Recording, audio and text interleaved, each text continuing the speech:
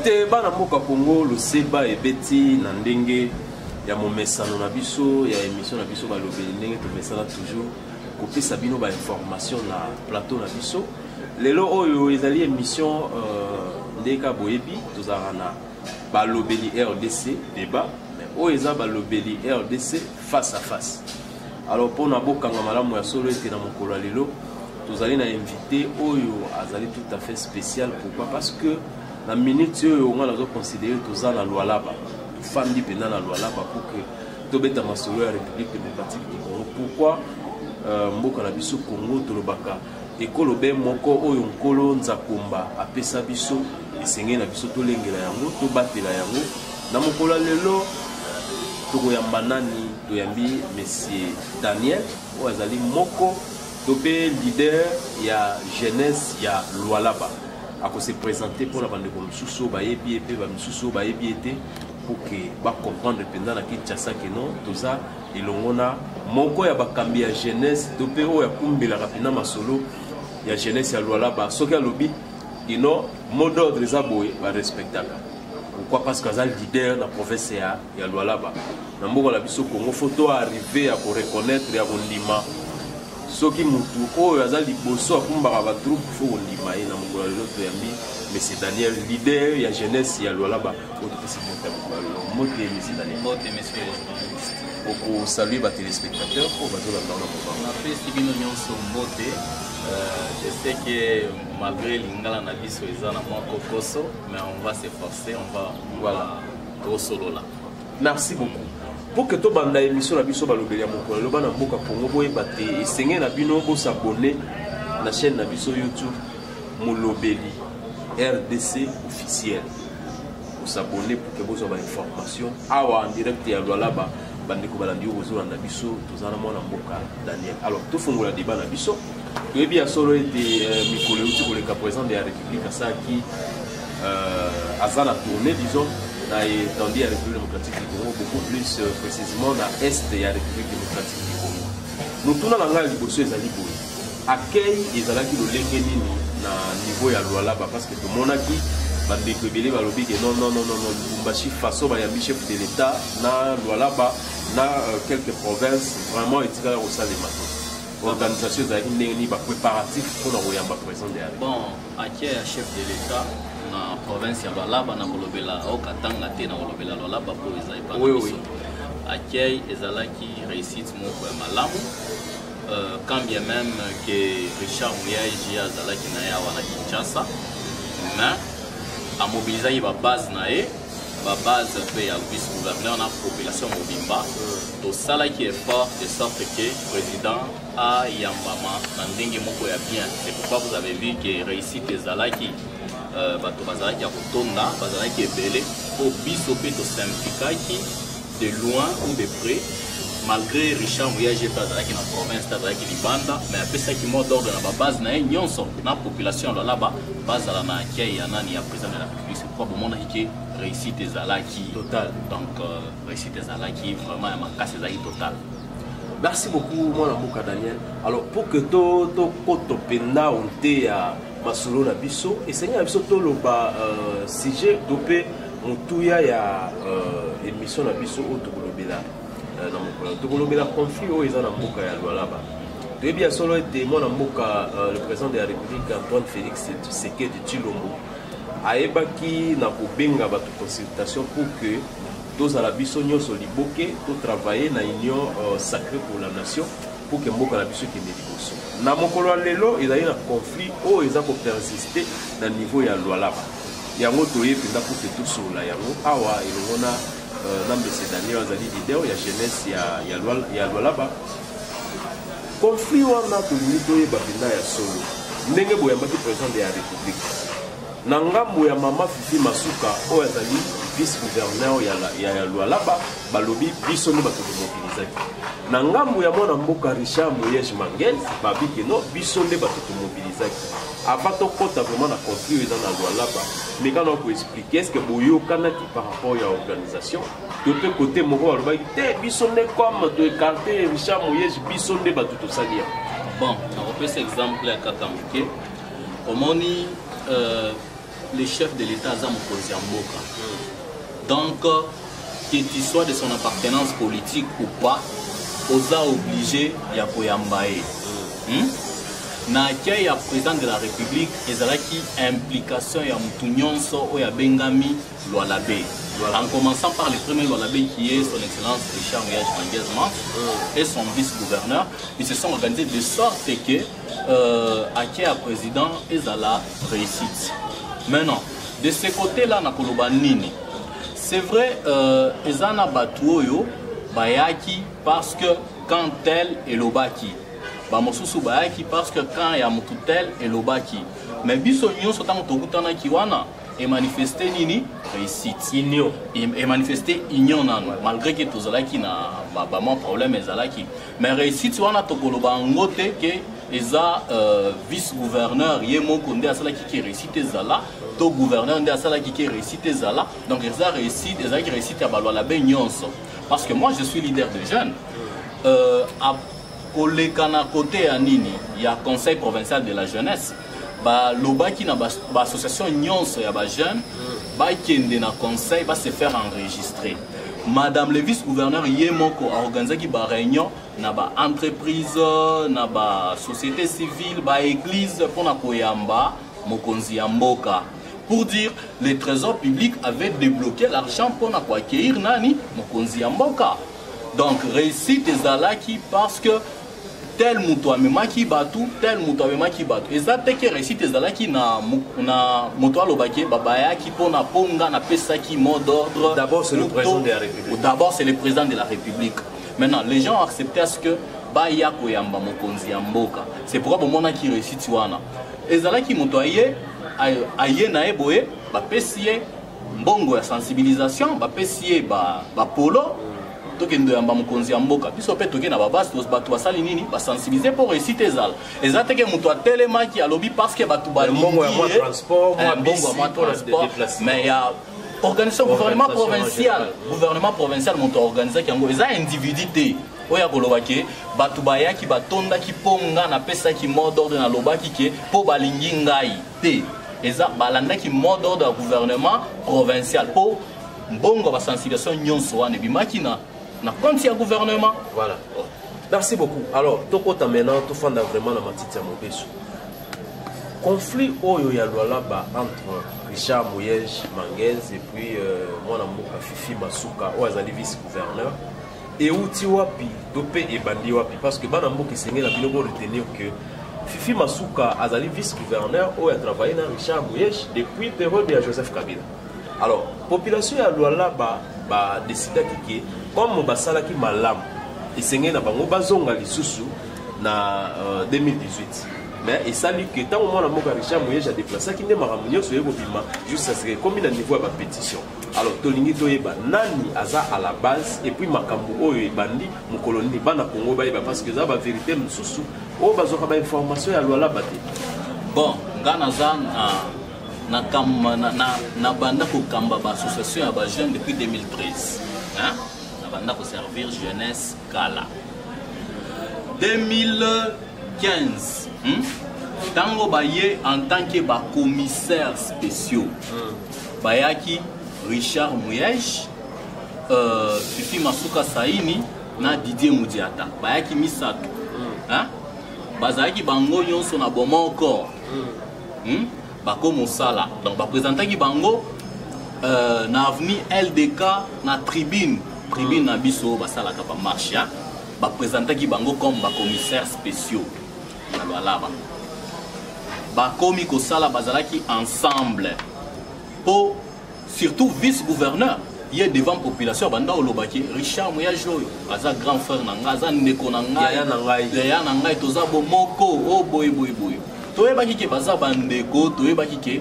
baza batu moko première il fallait que kende na ba élection toke ba élection baleki comme banani ba gouverneur sikoyo oyo moko commissaire mosusu ya saki nini akoyaki ba récupérer na gouvernement batikali gouverneur Muyej na vice-gouverneur Fifi Masuka basalaki ndenge wana tomonaki déjà ba démarraki na vitesse moko Lualaba ekomi otongama donc na na mikoloka mukeboué changement ezalaki. Parce que c'était une nouvelle province. C'était une nouvelle province. Changement ezalaki pour dire vrai. Ata soki moto akei kuna aromona ke changement vraiment ezalaki na vitesse nyonso wana. Et après tango kaka bakoti sikoyo na deuxième mandat na bango oyo bazana. Deuxième mandat et bandi. Comme ça là, na bango bien comme d'habitude. Et quand le président de la République a appelé des gens pour la consultation, les gouverneurs et les vice-gouverneurs pour la consultation, ba conflit banda kitangwana. Omoni oyo tozomona na lwalaba eza problème à kolobate ke Mouyej aibaki. Hein? Eza problème à kolobate ke Mouyej aibaki. Eza problème ya nini ya kolobake ngana gagner confiance ya mokonzi ya mboka batia tel libanda loko les changement de régime batia e libanda ngana zala nani gouverneur. Des problèmes eza wana problème mosusu ezalité. Hein? Le seul problème au bazoluka eza ke Mouyej asala nini alonga pour moni Mouyej asala ki mingi na Kabila yepe madame le vice-gouverneur asala ki na Kabila mais tango amoni ke changement de régime et commis awa je peux coacquiser na rokyo lo babiloko akokende facilement koza na soutien te. C'est pourquoi asala ki ndenge wana gouverneur aye na consultation en consultation esili et commis makambo nini ya nani ya conférence des gouverneurs. Tango conférence des gouverneurs et bandits et Nkolo Souka basala qui d'ailleurs déclaration pour na kolobaki ba gouverneur nyonso wa kotinini union sacrée à l'exception à moi ya moko ya signaki. Jour à Souka wana Mouyej azaki déjà kopela et juste après abimi ba évacuer na nini na Afrique du Sud na baso médico. Président de la République a ebisaki avant kozonga il faut to sala nini okutana. Mais il y a accueilli en Afrique du Sud pour avoir soin. Après, Azongi, tant qu'Azonga qui a na convalescence style lo, Azozela, Mokonzi Amboka Salanini, Ayambaye. Mais tant qu'Azaki d'abord, en Afrique du Sud, Batina qui IGF, Asali ba enquête, Asali biloko nyonso, Tina après Azongi. Tant qu'Akoma qui a commis na Kinshasa lelo lobby qui répondre na IGF, Basololi, jusqu'alors on attend les rapports de l'IGF. Maintenant, alors, le problème provient d'où? Et ça, le problème est comme si agitation à nini, il y a population. Pourquoi l'agitation est nini? Mon frère, toi tu es là. Tu es mon frère, je t'appelle mon frère. Chaque jour, tu vas ndak moko na yo. Mais yo obimi par exemple obimi au sali voyage moko boy. Mais ba voisin to ba to quartier ba otunanga pona nini ndeko na yo wana somona na te. Olobakata eloko moko te akolobaki ndeko nanga akenda ki place telle asi azongi boy. Depuis gouverneur akenda baso ayaki na conférence des gouverneurs ake Afrique du Sud azongi vice-gouverneur atanga na monoko na ata jour moko te.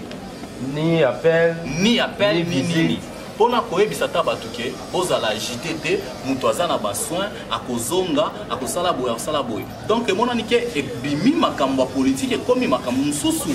Peut-être ça conflit moko soit ça problème moko particulier et comme wana pour population te comment qui faut s'inquiéter. C'est comme ça qu'il y a eu des agitations par-ci par-là. Comment organiser des manifestations, makambo boy pour nani pour réclamer retour ya nani ya gouverneur Azonga Mbangu na nini la province. Est-ce que pensez-vous qu'il y a une main noire sur cette affaire? Une main noire, moi je peux dire une main noire d'autres personnes, mais pas pour le président de la République. Non.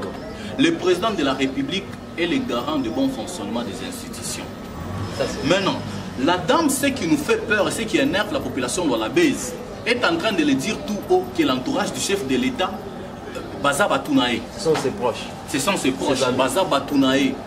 Donc pour elle, assis à convaincre l'entourage union sur la chef de l'État, Mouyej Akozomnaka, selon elle. Mais ce qui total bien, à ce qui mutuango, il faut akende, il faut salanini. Kanisa kape malamu ya mutu. Gestion est parfaite.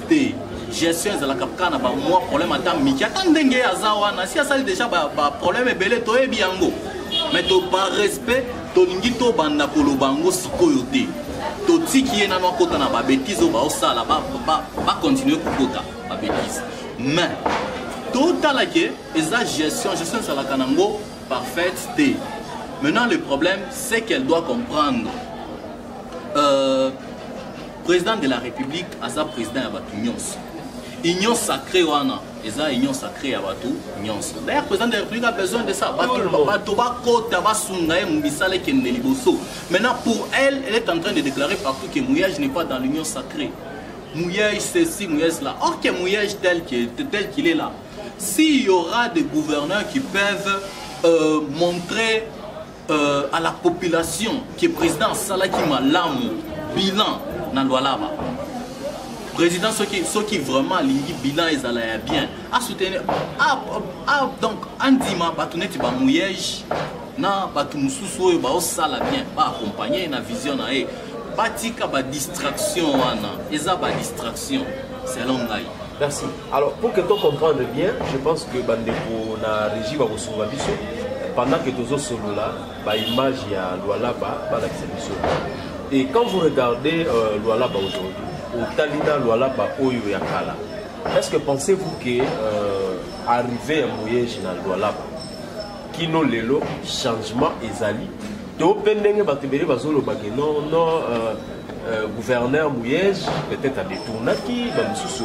Il y a des informations qui circulent partout dans la ville de Kinshasa, dans la République démocratique du Congo.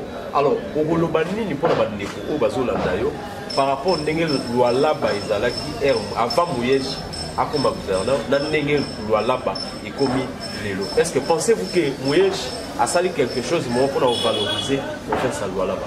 Mouyej a sali de grandes choses, hein? Des grandes réalisations, je peux vous le dire. Et vous êtes journaliste, si vous voulez bien, vous pouvez même partir pour vérifier ce qu'ils sont en train de dire là. Nathan Wakala, hein? Banzela ya Kolwezi d'abord. Nyonso ezalaki madusu. Moi, mituka etambola na Kolwezi ezalaki te. De province enclavée. Province enclavée. Après, tangu Mouyej aye, bakomi kosala ba réalisation. Kendo tanang immeuble ya gouvernement provincial.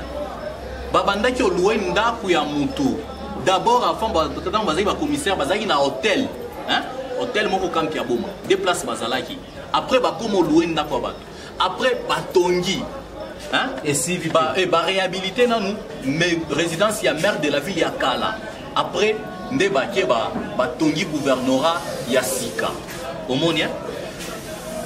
La seule province où il y a des députés qui ont un bureau, c'est Lualaba. Lualaba, bon, na lobby, bazana sala plénière, bazana ba bureau té. Mais na Lualaba, batongi salle ya plénière, na ba bureau ya là même na Kinshasa. Exacté. Na ba bureau à chaque député. Alors pour dire, mutundenga zawana, attention kaza mabe, aza quand même na nini, na vision, hein? Oya olobake, to sala boé, de sorte que la population peut être nini et CP là. Batonga kamboka na bâton magique te motorkio la mukaboete abeti kaka nini bâton magique malamoko bâtiment et comme motongama. Te. Donc muto azana vision, c'est-à-dire a osala quelque chose de sorte que lobby ba infrastructure ezala. Ba auditoire ya ba universitaire. Donc nyonso wana atonga ki kaka na mandana na bango nyonso na fifi masuka. Mais comment se fait-il tout ce temps au salle ensemble? On dénonce qui m'a camouaté. Mais tant qu'on a un changement de régime, on lobby awa des psychos n'a pas dénoncé parce que ceux qui n'a dénoncé à cause de la namuto soutenir yété n'a pas ça nini n'a récupéré qui bokonziwana. Vous voyez là où il y a un problème. Mais sinon Richard Mouyej c'est un visionnaire. Il a construit même l'ISP de l'intérieur là-bas, intérieur Nabamboka, à Tongi ISP Kuna. Donc, mairie ya ville ya deuxième ville ya province, à Tongi Biloko Kuna. Poto Lobake, Aza quand même na volonté, c'est mieux soutenir Mouto Aza na volonté, na où ya sali moi et loko, qui est où ya zoé bisabino qui est na kosala, maintenant on va dire kosala te. Est-ce que Richard Mouyej Aza Moko a travaillé la président Joseph Kabila pendant mandat sur 18 ans sur Tolo. Mais quand on regarde, est-ce qu'il y a un rapport on cite le nom de Richard Mouyej, il y a un rapport à Makamou Belé à Yaboso. botanga nanu makambo ba carte d'actualité Mouyej azali. Moi je le connais, c'est quelqu'un d'honnête. Là je vous l'ai dit, c'est quelqu'un d'honnête. Hein? Nga nazana par exemple ebele on a au pesa sur la personnalité de Richard Mouyej. Moi j'encadre les jeunes, hein? J'encadre les jeunes. Mais plusieurs fois il a fait en sorte que nazonga nanzela, nazala honnête, nazala donc ata soki makambo moko ezali après chaque biso to zala ka transparent, hein? Alinga ka makambo aboete. Mais ça va nous étonner aujourd'hui ceux qui batu bazo miti à place il y a IGF, batu nyonso bakomi ba IGF, batu nyonso bakomi ba ministre de l'Intérieur et comme on bangi ça. Et ça fait très mal parce que c'est pas comme ça qu'on doit quand même gérer une province ou gérer un pays. On ne peut pas être là en train d'instrumentaliser puisqu'il y a des gens qui ont quitté même Lualaba pour venir s'installer ici juste pour vilipender les gouverneurs. Hein? Une personne qui a d'abord l'art d'être homosexuel, donc. Mais Azana et Awa, Makambosa ni ko dénoncer, Kolobaka ba Makamba Lokuta, mission na bango nini ba enfoncer Richard Mouyej Azonga na Lualaba te. Comment est-ce que quelqu'un qui a été reproché par l'IGF, hein? Basali ba enquête, basali ba biloko nyonso. Mais nous rapport est limité, bino boko moloba déjà, o bako kangaye ba osala bo. Mais rapport nan limité tisikoyo. Donc ça montre que vous savez ce que vous êtes en train de faire. Okay, l'IGF ne s'est pas encore proclamé. Pourquoi chanter la victoire avant que les résultats puissent être rendus publics? C'est ce qui nous étonne. Et puis il ne jure que Mouyej Azonga, la province de Lualaba. Je ne sais pas s'ils veulent que Madame le vice-gouverneur soit éternel gouverneur intérimaire. Je ne sais pas. Je ne sais pas. Ok, merci beaucoup. Balobaka solo était biso africain qui tient la biso zaka ya kufana na CNDT ya musolo. Est-ce que pensez-vous que Richard Mouyej na Fifi Masuka, c'est possible que bafanda autour d'une même table en fait que basolo la makambo parce que bango nyonso baza obebana ya Lualaba pour que permettre province ya Lualaba parce que so Lualaba eke liboso ils ont dit République démocratique du Congo eke liboso. Est-ce que na makanisi na opendo moni ya solo ete bakufandaka un jour na table moko pour que babongisa makambo ba continuer comme ça? C'est pas encore tard. Moi je peux dire c'est pas encore tard. Mais Madame le vice-gouverneur pour le moment, hein? Ceux qui quand Moutoua Meki a qui est dans le discours à Kolobake réconciliation à Zoboyam. Donc Moutouana n'a pas koyo kanate. Donc son problème c'est lequel Mouyej a tombé à tout prix à la gouverneure. C'est pourquoi elle continue à l'accuser na makambo moko à Lokuta, makambo nyonso à Kolobao, entourage chef de l'État, baza batuna ngai boy. Donc na moment oyo ya zolinga mi la kisake, ya azana force moko makasi ya kokoisa nani, ya kokoisa Richard Mouyej. Hein? Mais concernant la réconciliation, il y a d'ailleurs des notables qui ont essayé de faire ça, mais sans suite. Mais au moment où je vous parle, au moment où nous sommes en train de parler avec vous, na Lualaba wana makambo si epeli. Na moni babiloko ba pétition. Oui. Ba annonçaki awa kaka pa mtu wana o avandaka. Alobi to lancer pétition contre le gouverneur Richard Mouyej. Pourquoi? Parce que tu as constaté qu'il y a sali 6 mois d'absence dans la province. Il faut ça la nini à Kende. Mais ok. On doit considérer ça comme si Richard Mouyej est en mission. Parce que même Madame le vice-gouverneur n'a pas de document pour signer. A signé le gouverneur en mission, vice-gouverneur Fifi Masuka Saïd. C'est ce qu'elle est en train de faire pour dire, même hier, reconnaître que le gouverneur a en mission. Alors comment se fait-il que en mission, mais Bino Boko Moussala Boko Molobake a sali déjà 6 mois d'absence. Il faut ça à Nini, bah ça la pétition pour Aken. C'est comme ça qu'il y a l'ONG Vigile qui avait aussi dit que non, on ne va pas vous laisser faire. Ceux qui bino bossali pétition contre le gouverneur, nous aussi nous faisons la pétition contre qui? Les vice-gouverneurs. Donc dans le moment où Tozo Lobanayo, côté où va signer pétition à gouverneur à Kende, côté où va signer pétition à Nini, il y a vice-gouverneur P à Kende. Et on sait très bien que le gouverneur Mouyej est populaire au là-bas. Qui va tomber maintenant? Qui va tomber? Il y a quelque chose à la manœuvre pour se maintenir. Hein? Peut-être qu'il y a un soutien d'Engazolo Bawana, qu'il y a je ne sais pas, ami na présidence azotanga kombo ya ambassadeur itinérant moko boye kende azo soutenir ye ba makambo boye boye. Hein? Maintenant avec des choses pareilles bakokyo faire tomber Mouyej, ça va, mais population yango pe ko signer pétition contre elle, qui sera perdant? On sera tous perdants, les deux. Donc c'est ça le problème. Alors c'est pourquoi quand tu as parlé concernant le problème il y a réconciliation, c'est mieux réconciliation ezala pour na ba makambo boye et ko bénéficier na mutu moko te. Même le président de la République comme il est là, je ne pense pas qu'il est en train de soutenir de telles choses. En le connaissant, c'est un chrétien, il ne peut pas soutenir de telles choses. Peut-être, ezana makambo moko oyo bazo kosa président Mouyej asali boye, président Mouyej asali boye. C'est pourquoi na lobaka ke roi aliaka nyama lito imoko te. Lokola madame le vice-gouverneur azozwa occasion ya kokota kosolana président. Président a donné occasion na gouverneur Richard Mouyej à yoka épée. Hein? Peut-être que ça a évité. C'est mais après ça a occasion à yoka. Peut-être parce qu'il va diaboliser Nandenge Moko Yamabe. Oh, yon so sala kina Kabila azamabete. Et ça va tout yon so nde bazamabete. Ende bazamabe. Hein? Donc il y a des gens qui ont travaillé dans les régimes passés, mais baza intègre, baza juste, balinga makambwa ya nyoka nyoka te. Donc basala kana bango bien. Donc que le président de la République donne l'occasion au gouverneur Richard Mouyej, pas solo là. Il y a des chefs qui ont lobby que ngana na lobby démissionné ou tonga na lobby kende tika msala akotika.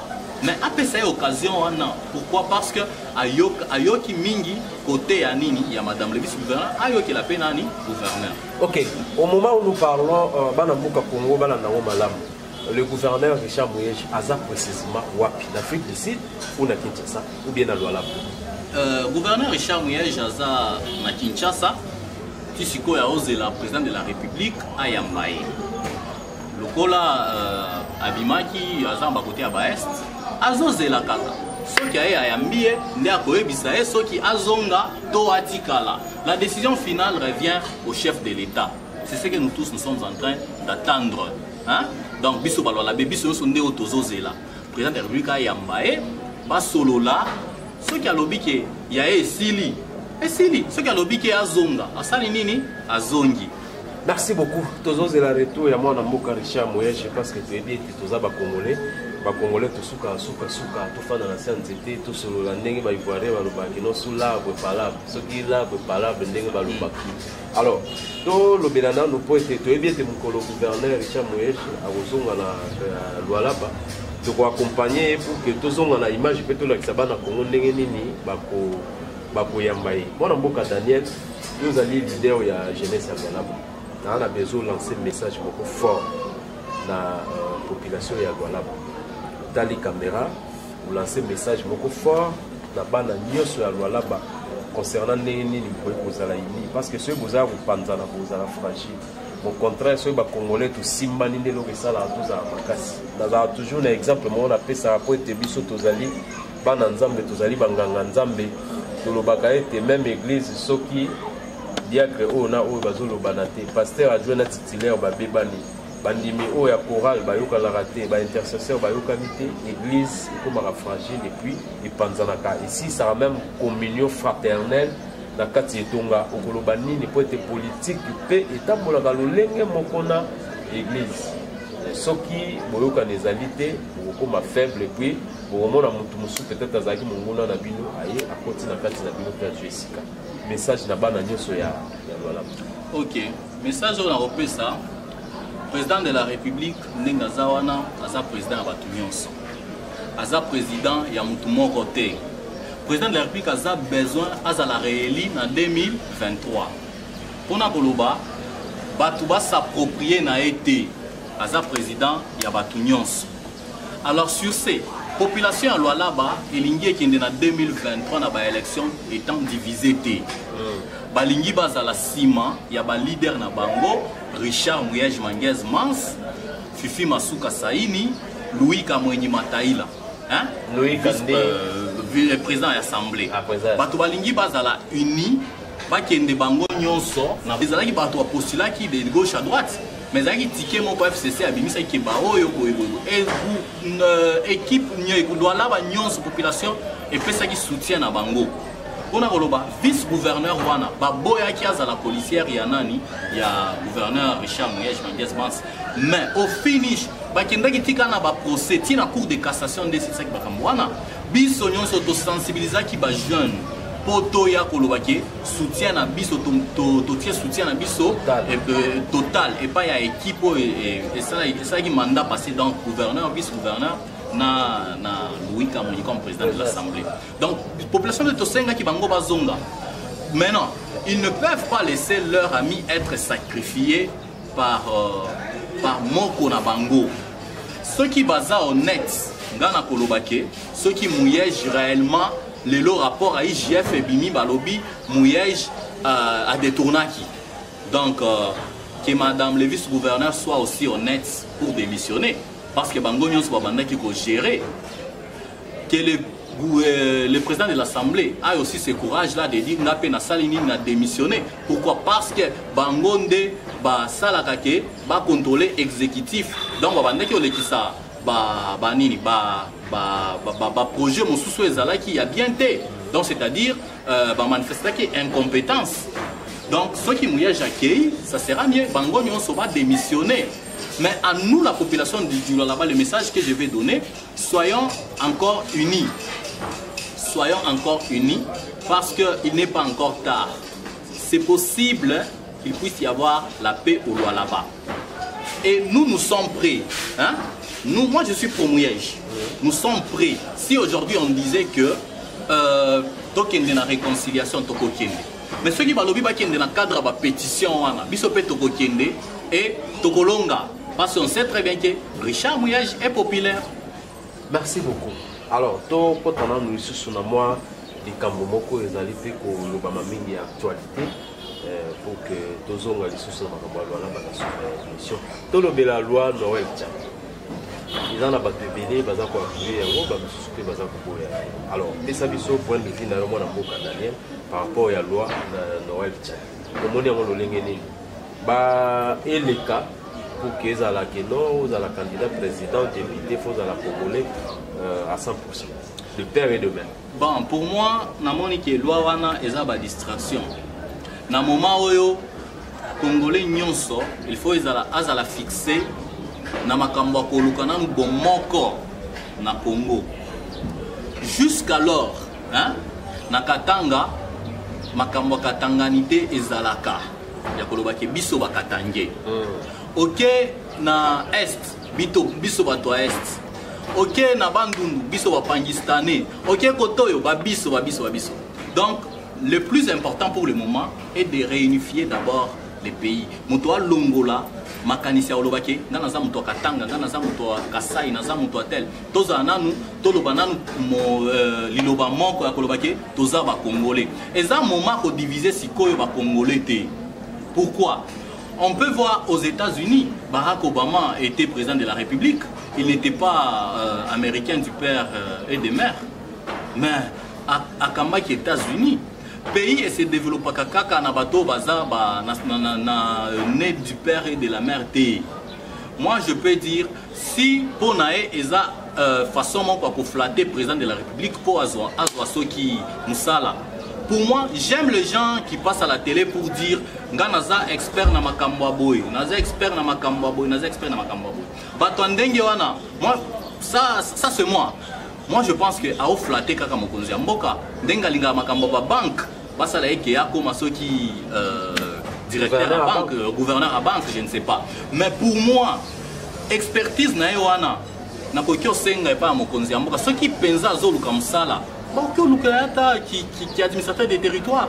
Par exemple, na bamuto mpaokyo kende kuna komi pe côté ya Bakasai. Okyo kende kuna komi ata nani, akoma ata bourgmestre na expertise oza nango. Akoza ke ba recette ya muto mpae mata ba sala pe ko ba reconstruire pe côté wana. Pour être expert dans Makambo Ebele, mais mettre des Congolais dans des polémiques, de dire Congolais des pères, Congolais des mères, ce sont des distractions, ça risque encore de fragiliser l'unité et la cohésion nationale, et ça risque encore de diviser encore davantage les Congolais. Merci beaucoup. Alors, moi, Namboka Daniel, Torozo Wara, on est leader de la jeune, il y a Lualaba. Par rapport au mandat du président de la République. La façon dont le président de la République est en train de travailler, dans la République démocratique du Congo, chance ni de ça pour rester à mandat dans le bon, reste à mandat président de la République, Bissonyoso, Tozolinga social ya Congolais échangé, changement est là. 2 ans, c'est pas peu, c'est encore beaucoup. Les gens peuvent dire aujourd'hui que c'est encore c'est peu, mais les 2 ans qui restent, nous avons encore de l'espoir. 2 ans et 6 mois. 2 ans et 6 mois. Nous avons encore de l'espoir de dire que ça va aller. Hein? En plus, nous sommes des chrétiens. Rien n'est impossible à Dieu. Alors que touché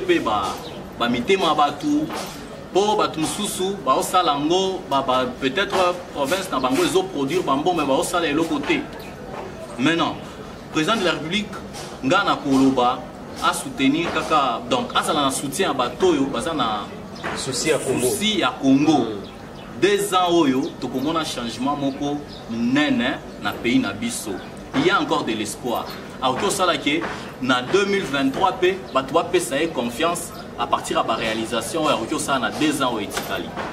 Par rapport par rapport à l'arrivée du président de la République na Lualaba. Après ça qui message mauvais qui font. C'était quoi le message par rapport à contrat et à minéraux, c'était comment? Pourquoi? Parce que les Congolais qui arrivé à présent à Lualaba et la moussa qui esprit à Batou. Total que l'image je me suis expliqué chinois comment vous travaillez ici depuis kilomètres Boekino on a mon école on a mon hôpital mais vous travaillez comment? Heureusement on a aussi un très important. Oui. C'est pourquoi j'ai dit l'entourage du président de la République. Je ne dis pas que Bango Yosu Bazama B, Batomusu Bazama B. Moi, je me pose la question. Tout le monde qui vice-gouverneur, tango gouverneur ayaki na Lualaba. Avant que Bimaba kende na banini, na ba entreprise menya ba mataki mutuka moko. Tango président ayaki. Tango ayaki, ba mataki mutuka moko pour kende na ba entreprise pour visiter. Hein? Alors je me pose la question, qu'est-ce que Madame le vice-gouverneur Abanda Kyoe Bissanini, gouverneur et président de la République, ceux qui président de la République a comment qui n'a niveau à Koloba, n'dengiwana na ba entreprise minière. Donc c'est-à-dire soit il y a 2 cas, ça c'est langage que moi, soit Madame le vice-gouverneur a Kosaki. Ceux qui président boza penza na mutuka lobi nzela otozo le kanamo ya ta école mon côté. Ceux boza mtema malamu. Okoye bisa été non basi batongi na kati. Hein? C'est normal, le président c'était sa première fois d'aller au Lualaba. Donc place au les cas et ça banzela principal. Mais na kati ba école et tongami ebele kutu. Ba école ici et tongami ebele kutu.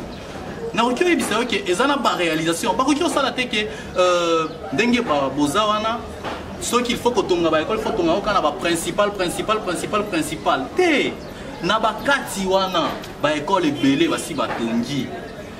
Président Lobaki, il faut ba contrat à la gagnant-gagnant. C'est très bien, nous étions très contents. Mais déjà avec loi yaba mignon qui révisé par Kabila. Makamba redevance minière et sali que loi là balelo s'est développé mbangu. Tozana ba école bani no totonga ki na mbongo ba redevance minière pour dire c'est déjà important. Comme Yépe Alobi à revoir ba contrat. Donc kozala très important. Donc c'est bien, nous avons aimé les discours, mais c'est celle de dire que non, na banzela o na zoleka, na moniata école mon côté, c'est que madame le vice-gouverneur a Kosaki.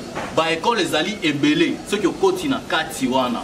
Ba école les ali. Mais la principale n'est. Na principale des athées. C'est normal. Mais sinon le message contrat minier et à la gagnant-gagnant, c'était un bon message oui, quand même. C'était un très bon message, nous avons tous aimé parce que il faut population paix et se retrouver. On ne peut pas faire bango bazoya, bazo bimisa ba minéré, bazo tiki la biso kama boulou, demain après demain, ba minéré ok pour s'épuiser. Donc tiki la kana ma boulou wana. Alors sur ce, revoir aussi les contrats, c'est très bien. De ce côté-là, vraiment, il a notre soutien. Ok. Mais quand on peut énumérer, il y a quand même quelques réalisations. Il y a le gouverneur Richard Mouyej, Fifi Masuka, depuis Bazoui province, il y a là-bas jusqu'aujourd'hui. Quelques réalisations seulement. Ok. Il y a de cela, je peux dire, je ne vais pas aller trop loin. 2016. Bato banda au Tambola, na Lualaba na ba voiture ya nini, ba voiture ya CD. Pourquoi? Il n'y avait pas de route sur Lualaba. Nous avons les images. Il n'y avait pas de route. Donc, Banzela Nyon Sozaki Madoussou. Donc, il n'y avait pas de route asphaltée. Tango Richard Mouyej Jaye, Asali Nyon Sopo, Banzela ezala asphalté. Les lobbies sont comme Somba, Bami Tukata Yase, Ozana yo à l'aise au Tambola partout. Hein? Pour dire Banzela déjà, ils ont asphalté et belé. C'est vrai, Batouarokyo Lobake, Bolezi, ils ont l'abate, ils ont Babipa Moussous. ISP, je pense Moussumba Kuna, Batonga qui ISP qui toko moderne. Babatouabanda Kotanga na Babikok. Mais Batongeli Bango, ISP. Tokomi na deuxième ville ya province là-bas. Babanda qui bureau et maire de la ville ezaki na ndaku ya mutu. Donc ndaku moko boyeka. Mais gouverneur a sali ke batonga wana eza na ba intérieur. A sali ke batonga mairie ya sika na ba bureau. Tokomi na Lualaba na province na chef lieu Lualaba donc na Kolwezi. Ma eza na école moko baziki saki yango na ba donc ebeba ki kala puis baziki saki yango pa ba finaliste. Quand on échec ezali na école bango baziki sa yango Mouyej asala ki ke ba bandela yango hein ba réhabilité yango donc ba kisi kutuna ba bâtiment mosusu ezalaki c'est pourquoi to lobi batongaki batongi ba bâtiment sika hein ba inauguraki yango je pense en 2018 ba amphithéâtre ya ba étudiants ISTEM azana amphithéâtre ISTA azana na amphithéâtre Unicole Université de Kolwezi bazana ba amphithéâtre. Hein? Tokei na ba réalisation mosusu bâtiment ya gouvernement toza na bureau ya assemblée toza na réhabilitation ya Mwangeji hôpital ba équipé pe yango na o jouer rôle ya ki communicateur tepo soki bo bengisi ko ba communicateur ba opesa bino ba détail nyonso mais on azoloba en tant que Lualabé oyo nazomona biloko oyo et se réaliser ba histoire te. Alors sur ces une personne pareille oh, nous avons volonté à faire na vitesse moko. Donc, c'est une personne à soutenir. Mouyej, oh, nous sommes Sibir, Eza, Kaka, Nakoloba. Donc, mon toposa qui ba acte, il y a bien, mais et ça, qui est là, et Makambo. Hein? Donc, ba acte, a posa qui a bien, et ça, qui est bateau, à partir de ba acte, pourquoi ça, qui oyo? Donc, c'est-à-dire, à ce qui est belé pour ça, là, oyo. Ngana, nazana beau-frère, Nangamo, Banda, Oyebi Sangaboy. Congolais ceux qui a 50 000 francs, PSAE 30 000. Pour aller au PSAE 30 000, les Angozans à Moussouté. Ceux qui a 50 000 au PSAE 50 000. Donc à Kolobake, donc à Zana Moussou na poche. Prochainement, à Rosengae Nini 100 000 francs. Tu vois? Donc c'est ça le problème. Donc, Mouyej a pesa qui nyonso à Zana Ngo na poche na e. Nyonso a kokyo sala pona Lualaba. Mais Elie Makambo. C'est ça le problème, pas autre chose. Hein? C'est ça le problème. Donc le président doit comprendre que Mouyej c'est un travailleur. C'est un travailleur. Bako ça a été dans Makambo Bazoloba de gauche à droite. Qu'il l'appelle, qu'il parle, il va découvrir la réalité. Donc le problème qui est là, qu'il donne seulement la chance au gouverneur de province et il va constater que Oyonyon Sobazoloba Ponae et Zayango. Merci beaucoup. Alors, pesa biso un peu moi le canisnayo par rapport à la vision oyo zanango comme jeune leader ya Lualaba. Vision oyo zanango pona Lualaba ya lo parce que bino ne bato beaucoup remplacer Richard Mouyej na ba Fifi Masuka pourquoi on a pe na sala na pesa la chance de la jeunesse. OK, vous allez lengue mais vous avez la responsabilité oyo ezali assez grande. Alors, tolingi juste ozwa ikanisi qui est exposé yango pona bandeko nyonso ya Lualaba oyo bazolanda yo opesa epe vision na yo par rapport ya Lualaba ya mikolo oyo ezali koya ozopense na yango ndenge Lualaba ya lobi ngana lingi Lualaba nanu eza Lualaba ya bomoko. Au moment où je vous parle, le Lualaba est divisé. Lualaba est divisé. Maintenant, na lingi ke lobby ndenge tomonaka ba vol ebimaka ba étranger ekiti na Kinshasa ebanda okita pe na Lualaba. C'est pourquoi Mouyej a otonga aéroport ya sika pour ba vol wana ezala aéroport international ba vol ebanda okita hein na lingi na mona Lualaba oyo jeune akoki olamuka boye entreprendre facilement pe azui banini ba bénéfice.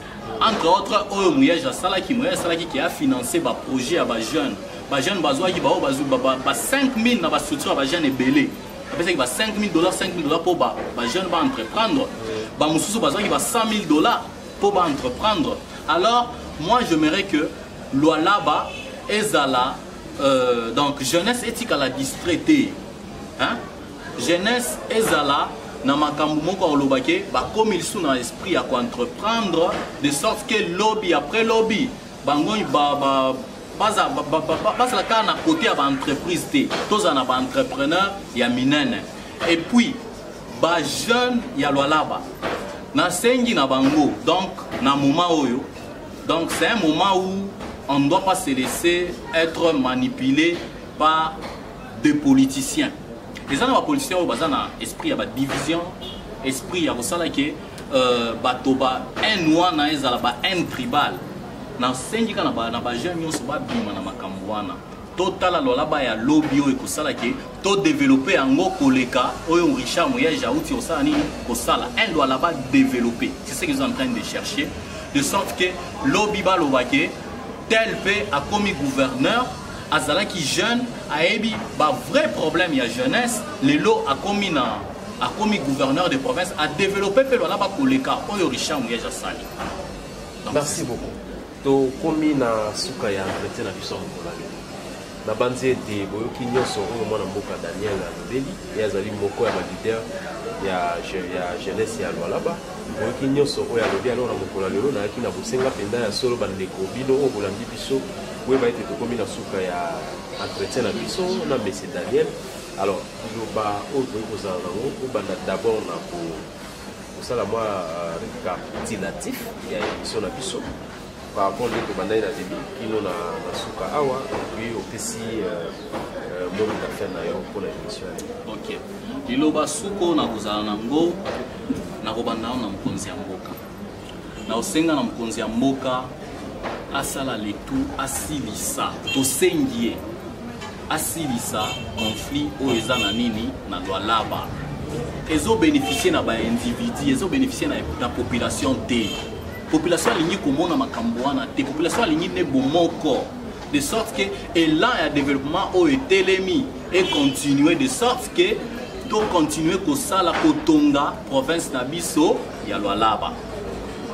Le message que je peux donner au gouverneur des provinces et madame le vice-gouverneur. Makambo ezoleka biso tolingi esila. Hein? Ce qui est kozala que réconciliation ezala pour permettre ceux qui va intermédiaire ba kozala donc basala les tout réconciliation ça nini et salema. Au lieu ndenge to uti omona wa makambo comme ba pétition ba tokoto ba signer koto ba signer.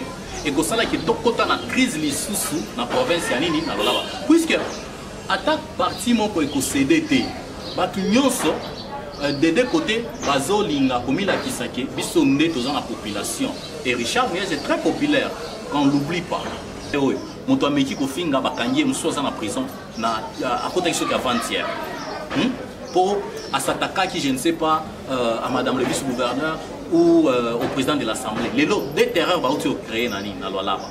Donc au côté de makambo Mouyej te. Nga na osenga na madame le vice-gouverneur. Azam konzimunene. Donc atika pour créer terreur na province ya Lualaba. État de droit c'est aussi s'exprimer. C'est aussi dire tout ce qui ne va pas. Pas avoir un côté penchant.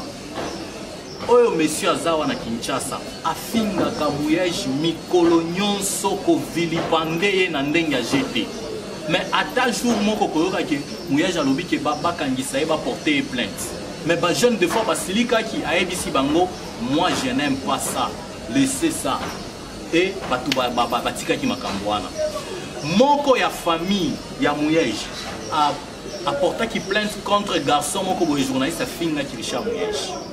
Mais pour les frères na bango, mais madame le vice-gouverneur a sala qui ba intervention de sorte que garçon ana a la relâché. Hein? Il y a finga ka Richard Mouyesh mais a la relâché. Mais les loyo moko aza na prison. Député moko aza na prison. Hein? Pour alobela qui est makamoko boye les logo député wana a se retrouver na prison député. On a olobake ye azana ndenga zawana donc alingite muto atanga kombo ya Richard Mouyesh ce qui a ebika yo oza mouyegiste donc boyo kanate ba ça les tout soit au disparaître soit bakangisa yo. Alors sur ce je demande à ce que conscience ezonga lisusu to ebiki aza mama mais à ça la makambo on dirait alingi cohésion ezala loi là-bas enfoncer division T. Pour n'en dingue comme il là be comme divisé. Tel qu'à na province moko, on a ville moko, mais ba pétition, ils a koto, ba signé koto, ils a signé. Donc c'est dit même le président de l'Église sera content de voir de telles choses. Donc c'est pas bien. Alors j'aurais souhaité à ce que la paix soit rétablie au loi là-bas. C'est ça les derniers mots. Merci beaucoup, Bandeko Balandi, Banamboka Congo. topesi bino matondi po ete kozalaki bayiki ya kolanda émission na biso balobeli émission ya bana mboka Congo oyo bolingaka yango mingi. Merci na bino po ete bokontinuera toujours ya kosabone du jour au jour. Un grand merci na bandeko na nga na Allemagne, bandeko na nga na Belgique, na moni surtout base ya Fourmi Rouge na Canada. Un grand merci à vous. Mon grand frère Matelo na Canada. Vraiment nous disons un grand merci. Pourquoi? Parce que vous appelez mon oyo au soutien Arabie soit parti à Canada. Merci beaucoup. Nous continuer à vous abonner. Topesi bino un grand merci bana mboka Congo émission balobele komi na suka. Toyambaki pona bino mokolo lelo ici à Lualaba. Alors tukutani prochainement. D'ici là portez-vous bien. Na numéro mususu ya sika nde tokutani. Merci beaucoup Nkolo Nzambe Nzakomba oyo ba mongo babengaka Nzakomba ve olimo ve omaka abatela bino. Merci.